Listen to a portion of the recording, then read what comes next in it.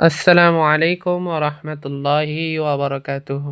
ইন্নাল হামদুলিল্লাহ ওয়াস সালাতু ওয়াস সালামু আলা বা'দা নাবিয়্যা আম্মা বা'দ। আলহামদুলিল্লাহ, সমস্ত প্রশংসা, সমস্ত তারিফ সেই মহান ও কনিয়ান আল্লাহ পাক সুবহানাহু ওয়া তাআলার দরবার, যে মহান আল্লাহ পাক সুবহানাহু ওয়া তাআলা আপনাকে আমাকে অনেক মহব্বত করে সৃষ্টি করেছেন এবং তার নাম আল আসমাউল হুসনা।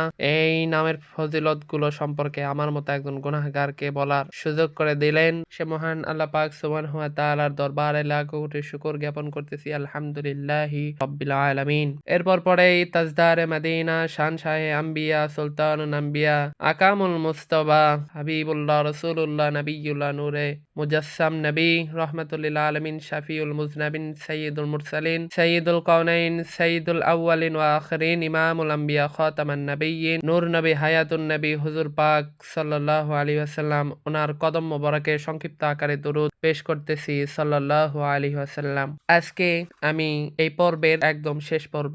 সব বলতে গেলে অনেক দেরি হয়ে যাবে বা ভিডিও অনেক বড় হয়ে যাবে পর্ব বাই পর্ব দিতে গেলে। তো আমি সংক্ষেপে হাদিস থেকে এবং যে আপনার ফজিলতগুলো রয়েছে এগুলো বলার সংক্ষেপ আকারে চেষ্টা করতেছি ইনশাআল্লাহ। তো সকলে ধৈর্য সহকারে ভিডিওটি অবশ্যই দেখবেন এবং আমার পূর্ববর্তী পর্ব যদি না দেখে থাকেন অবশ্যই আমার চ্যানেলে দেয়া আছে, সেখান থেকে দেখে নেবেন, অথবা আমি আমার ডেসক্রিপশন বক্সে দিয়ে রাখবো লিঙ্কগুলো, আপনারা চাইলে সেখান থেকেও দেখে আসতে পারেন। তো সম্মানিত দর্শক শ্রোতা, আল্লাহ পাক এর 99 নাম অর্থাৎ আসমাউল হুসনা, এগুলো নামের অনেক অনেক ফজিলত রয়েছে। তো পবিত্র হাদিস শরীফের মধ্যে এসেছে, সহিহ বুখারী, মুসলিম শরীফে, যে আল্লাহ তাআলার 99টি নাম রয়েছে। যে ব্যক্তি এগুলো মুখস্থ রাখবে অথবা এখানে বলা যায় যে অর্থ বুঝে আমল করবে, সে অবশ্যই জান্নাতে যাবে। সুবহানাল্লাহ। তো ওনার নামের ফজিলত অবশ্যই রয়েছে। আমি সংক্ষিপ্ত আকারে কিছু নামের ফজিলত বর্ণনা করি।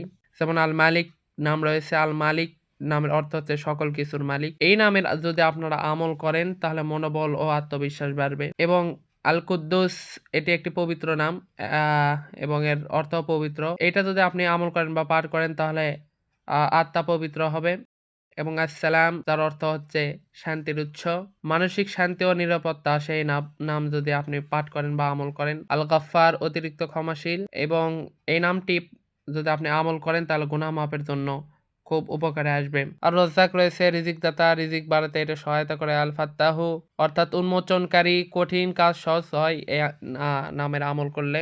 আল আলিম, সব জানা, এবং এই জিনিস নামটির আমল করলে আপনার ইলম ও হিকমতের দরজা খুলে যায়। এবং আরেকটা নাম আস-সামিউ, এটির অর্থ হচ্ছে আল্লাহ পাক সুবহানাহু ওয়া তাআলা সব শোনেন এবং এটা দোয়া কবুলের জন্য খুব উপকারী। আল বাসির, বাসির শব্দের অর্থ হচ্ছে সব দেখেন, খারাপ কাজ থেকে বিরত রাখতে সাহায্য করে এই নাম। তো সংক্ষেপে যদি বলি, যদি প্রতিদিন আল্লাহর 99টি নাম পাঠ করেন তাহলে অন্তরে আল্লাহর মহত্ব সৃষ্টি হবে, ঈমান দৃঢ় হবে, দুঃখ কষ্ট থেকে মুক্তি পাবেন এবং এটি স্মরণ ও দোয়ায় ব্যবহার করলে দোয়া কবুল হবে, বিপদ থেকে রক্ষা পাওয়া যাবে, অন্তরে প্রশান্তি আসবে। নাম অনুযায়ী যদি আপনি আমল করতে পারেন চরিত্রে উন্নতি আসে, আল্লাহর রহমত লাভ হয় ইনশাআল্লাহ। তো প্রতিদিন যদি আমরা 2-3টা করে নামও মুখস্থ করি আমাদের খুব দ্রুতই কিন্তু 99টা নাম মুখস্থ হয়ে যাবে। আমরা চেষ্টা করব আল্লাহ পাক সুবহানাহু ওয়া তাআলা 99টি নাম মুখস্থ করার। তো এই বলে আমি সংক্ষিপ্ত আমার ভিডিও শেষ করতেছি। ভিডিওটি কেমন লাগলো অবশ্যই কমেন্টে জানিয়ে দেবেন। আসসালামু আলাইকুম ওয়া রাহমাতুল্লাহি ওয়া বারাকাতুহু।